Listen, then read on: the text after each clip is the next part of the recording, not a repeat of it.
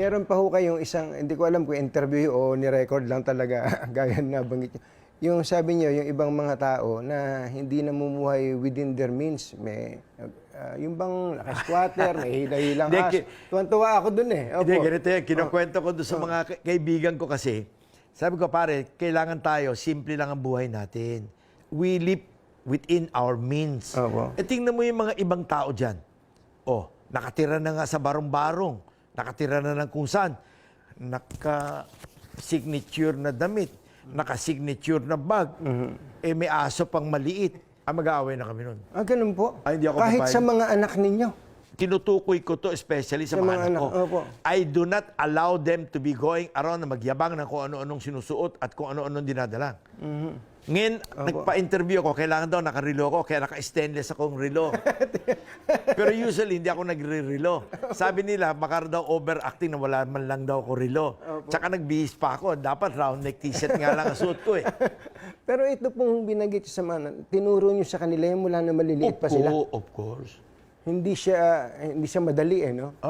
Kailangan tinuturo sa mga bata na matuto ng simpleng buhay. Yung anak ko bunso, si Jacob, kagagraduate ng college. Pinadala ko sa probinsya, sa Pangasinan, sa planta. Sabi ko, diyan ka magtatrabaho araw-araw, diyan ka matutulog, kasama mo kakain ng lunch at dinner yung lahat ng empleyado. Huwag ka makakain-kain sa labas ng McDo kung ano-ano ha. Dahil you are going to, as if, show them na hindi mo sila kapareho. Kailangan habang nandiyan ka, kasama mo sila. Kung ano yung kinakain nila, kung ano yung ginagawa nila, pareho lang kayo. At yung bihis mo, kailangan simpleng damit, t-shirt, at kung ano yung uniform doon, yun din ang susuotin mo. Ganun ang suot ni Loco ngayon doon. Ano po yung kwento niya tungkol siya? Na happy siya? Hindi, lahat ng anak ko, ganun ko pinalaki. Yung anak kong panganay si Paul, nung siya ay elementary, pinapadala ko yan doon sa talyer ni Mr. Kawangko. Pinapasamahan ko yan sa mga mekaniko niya. Every summer, nandun siya. Doon siya sumasabay kumakain ng tanghalian.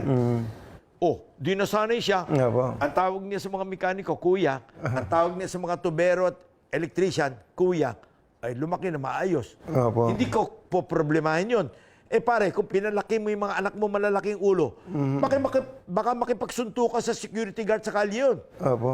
Pero pag pinalaki mo ng simpleng tao, ay, pare, hahaba na buhay nun. Ibig sabihin nun, lumaki yun ng simpleng tao. At kailangan yung kumain kung ano yung kinakain ng mga tao. Ano po pakiramdam nyo na yung mga anak ninyo ganun makitungo sa kapwa? Hindi sila lalaki ng ganun. Kailangan tayo magsabi sa kanila, ganun lang kayo. So mula pa sa pagkabata, mabuti maunawaan to, lalo na ng mga bagong magulang pa lang. Ano po? Na habang maliliit pa yung mga anak, imulat na doon sa ganong klase ng mindset. At huwag niyo bibigyan ng malaking baon. Huwag niyo rin bibigyan ng baon. Kailangan magdala sila ng pagkain. Yun ang baon nila sa eskwela. Huwag yung pupunta sa eskwela at kung ano-ano binibili. Pinalaki ko sila na mayroon silang laging baon papuntang eskwela. Yun ang kakainin nila. At wala silang bibiling kung ano-anong kalokohan at borloloy. Para mas matuto. Otherwise, pare, later on, hindi mo na makakausap yun. Mas mayabang pa kaya sa atin yun. So, at matututo rin silang ma-appreciate yung mga maliliit na bagay po, no? Lahat ng anak ko, ang tawag sa katulong namin sa bahay, ate.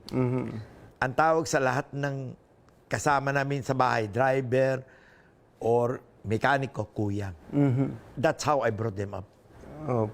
Ang sarap sa pakiramdam nun bilang magulang, ano?